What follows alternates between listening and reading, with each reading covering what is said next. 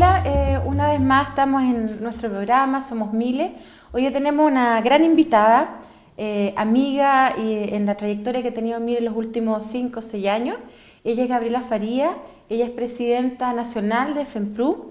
Le damos la bienvenida, muchas gracias por estar acá, Gabriela. Y hoy día vamos a tener una conversación distendida sobre algunas cosas tanto del gremio como de los temas que tienen que ver con los derechos y con las desigualdades que padecen las mujeres hoy día en Chile. Y lo primero que quisiera preguntarte, ¿cómo ha sido tu trayectoria como mujer en FEMPRU, como presidenta nacional de FEMPRU, y explicarnos un poquito qué es FEMPRU, ¿no? Ok, bueno, primero muchas gracias por la invitación, Miles, a ti. Bueno, nosotros somos una organización bastante joven, tenemos 22 años recién. Yo inicié mi vida en la organización a los 20 y tantos, en el año 2002 empecé a ser dirigente, luego dirigente nacional y ya hace 5 años estoy como presidente de la organización. La verdad es que nuestra organización ha logrado llevar adelante un trabajo interesante de inclusión de dirigentes jóvenes y dirigentes mujeres. Además en la salud nosotros tenemos sobre un 70% de trabajadoras que son mujeres.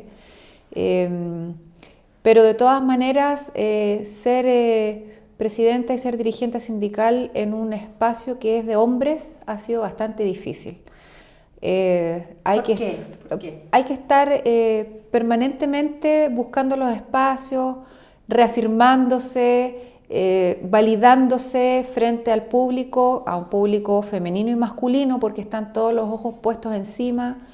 En general el liderazgo tiene ciertas contradicciones porque te piden que seas firme y que dirijas, pero al mismo tiempo señalan que eso es como tener un liderazgo masculino.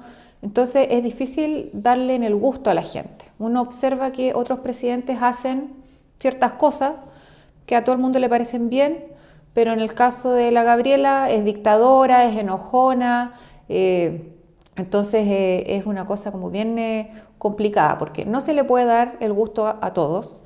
Y por otro lado, uno necesita ciertos márgenes para poder desarrollarse, pero siendo quien uno es. O sea, uno no puede estar tratando de siempre estar jugando el rol y cumpliendo las expectativas, sino que uno tiene su forma de ser, tiene sus enojos, sus días buenos, sus días malos, y eso es algo que no se comprende. Siempre se dice, es que tú eres la presidenta, por lo tanto tú no debieras. Y siendo un 70% de la composición, digamos, de los profesionales de salud que trabajan en los distintos servicios de salud, pero además FEMPRU, que me imagino que tiene muchas mujeres que son parte de la federación, ¿cómo es la relación entre las mujeres y con el liderazgo? Porque es un tema bien complejo en Chile, ¿no? Los liderazgos femeninos, y sabemos lo que pasa en la prensa, digamos, cómo son tratadas las mujeres cuando tienen una palabra firme. Sí, la verdad es que, bueno, nosotros también tenemos mayoritariamente profesionales mujeres en el sector. Nosotros representamos a 32.000 profesionales de todo el país. 32.000. Sí, hemos aumentado como masa de trabajadores profesionales en el sector público. Y yo diría que lamentablemente las mujeres no son muy apoyadoras tampoco. Son bastante críticas, todavía está en la mujer el tenerle más confianza a un candidato varón. Por lo tanto tampoco es fácil trabajar enfrentándose a un mundo femenino. Nosotros como organización hemos logrado avanzar en eso porque tenemos hace muchos años ya un área de igualdad de oportunidades que ha avanzado en sensibilizar respecto a diversos temas.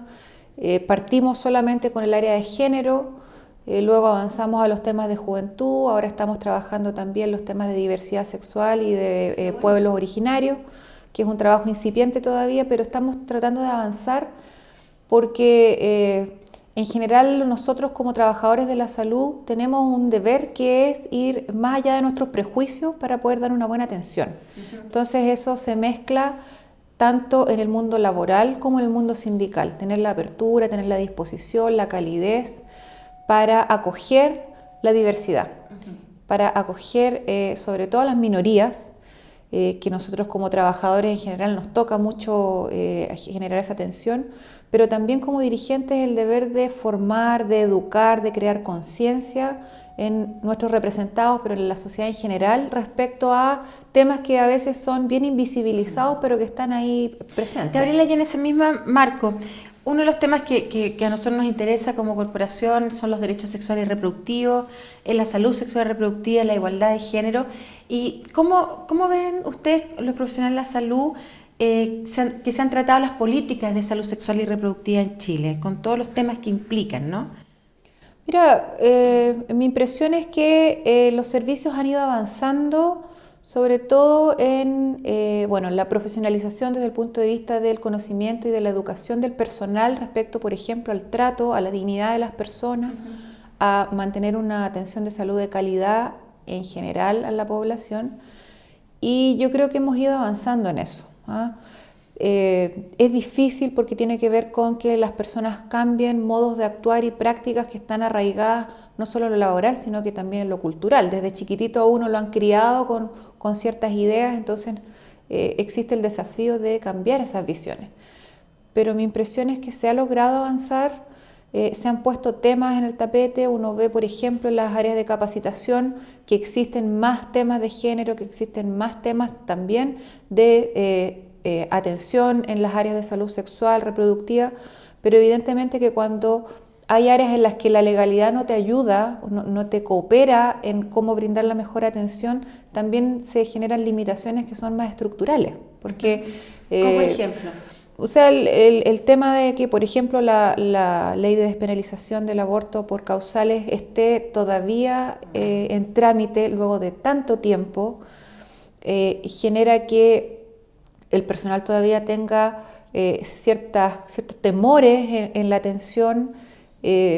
Todavía hay temas que no se hablan tan abiertamente.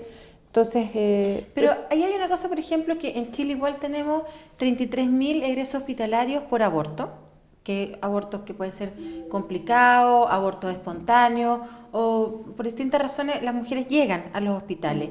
¿Cómo crees tú que ha sido el trabajo que han realizado los profesionales de salud, por ejemplo, respecto a las denuncias, ¿no? Que tuvimos en un tiempo no hace mucho, donde había muchas denuncias de mujeres que llegaban con abortos inducidos, y creo que eso ha ido cambiando con un exento, un decreto exento que se mandó desde el ministerio.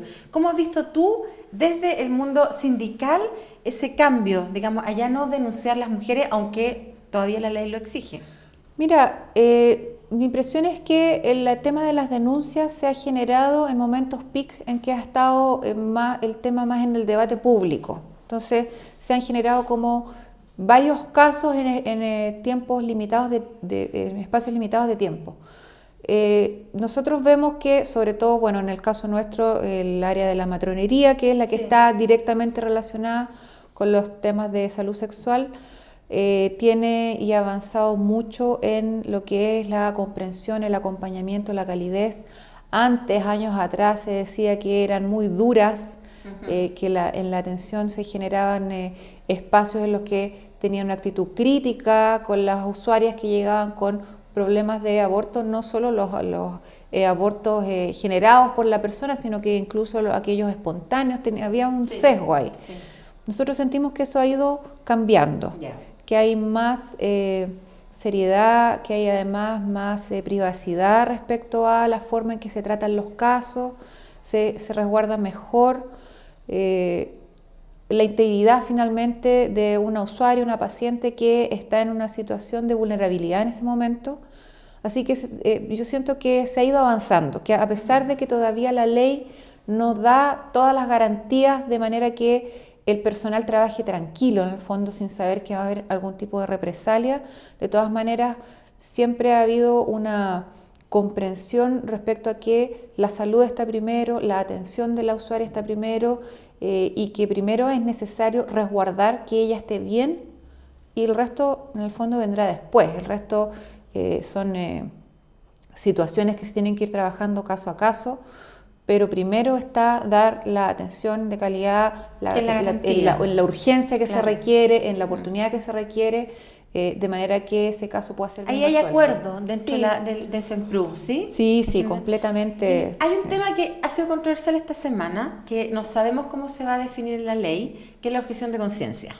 Sí. Y entendiendo que la objeción de conciencia, por lo menos para nosotros es individual, no institucional, ¿cuál es la postura que tiene FEMPRU o cuál es lo que han conversado? Porque a veces son temas que no necesariamente tienen una sola postura, ¿no? Y se están debatiendo. Sí, mira, nosotros conversamos respecto al tema porque generamos también documentos y minutas cuando estaba el proyecto de ley recién iniciándose. Y nosotros ahí tenemos dos puntos que son como los que más hemos tratado. Uno es que consideramos que la objeción de conciencia es individual y es un acto que se define caso a caso, o sea, no es una declaración que yo haga y toda mi vida, sino que tiene que ver con la responsabilidad de la persona en la atención de cada una de las personas que le toque en ese momento.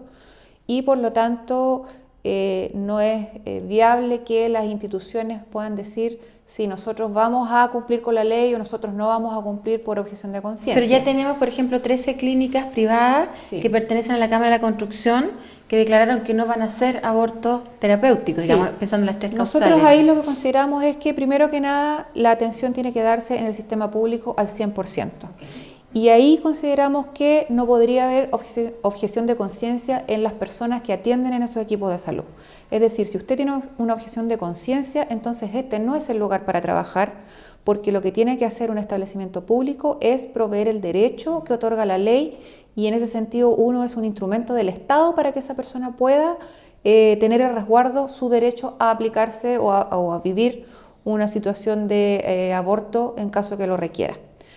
Entonces eso es una cosa que a nosotros nos parece importante, pero además, por extensión, las instituciones privadas que reciben fondos del Estado, que reciben aportes estatales, tampoco deberían poder hacer uso de esta objeción institucional, como han pretendido llamarla. O sea, si ellos reciben fondos del Estado, significa que están también prestándole un servicio al Estado y por lo tanto a la ciudadanía, y desde ese punto de vista no hay forma en la que ellos podrían decir, no, este paciente yo lo atiendo y este paciente no lo atiendo. Pero el proyecto de ley tiene un artículo, que es el que se va a discutir próximamente, que dice que el médico cirujano, que como médico general, tiene derecho a la objeción de conciencia y tendría que declararla en algún formato, avisar, solo en el caso que pudiese haber otro facultativo, otro médico que pudiese hacer el aborto.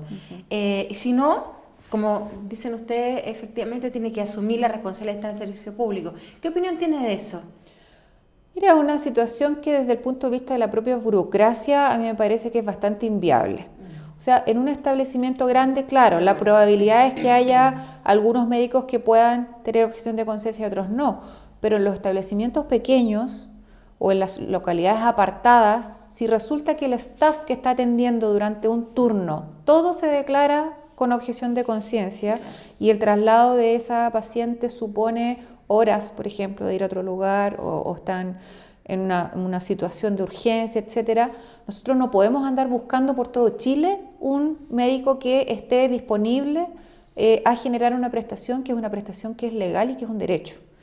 Entonces, nos parece que además es como es tan personal la objeción de conciencia, pudiera ocurrir que algunas personas decidan hacer la patente más bien por una cuestión de que mi trabajo va a ser más fácil, más simple, menos engorroso, entonces yo me desligo de esta situación señalando que tengo la objeción de conciencia. Entonces, en la situación de la atención de salud de una paciente, uno no puede estar pensando si el médico la va a atender o no, sobre todo en una urgencia, pero en general en las atenciones, porque se trata de la vida de la persona, se trata de la integridad y cualquier retraso en la atención puede generar secuelas posteriores. Por lo tanto, a mí me parece que el tratar de generar ese tipo de puntos en la ley tiene que ver con tratar de dejar contentos a todos. Y la verdad es que en cosas como esta, más que dejar contentos a todos, lo que hay que ver es que el derecho sea resguardado y en ese sentido las instituciones públicas tienen el deber de resguardar ese derecho. Es como si hubiera en la urgencia un médico que tuviera una objeción X y dijera, no, yo los pacientes rubios no los atiendo, que venga otro médico y... No se puede, o sea, si la persona necesita una atención de salud, la atención tiene que proveérsele.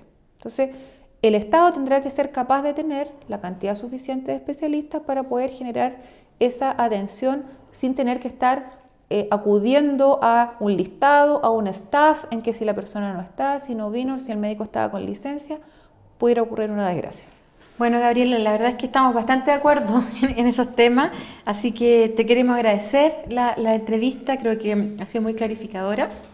Y bueno, dejarte invitada para el próximo año para seguir conversando sobre temas de salud con nuestros aliados como ha sido FEMPRU, así que muchas gracias. No, muchas gracias a ustedes, esperamos que el tema pueda seguir avanzando, de verdad que como país tenemos todavía un largo trecho por llegar al ejercicio pleno de los derechos sexuales y reproductivos de hombres y mujeres, y tenemos ahí mucho trabajo por el que avanzar, así que muchas gracias. Muchas gracias.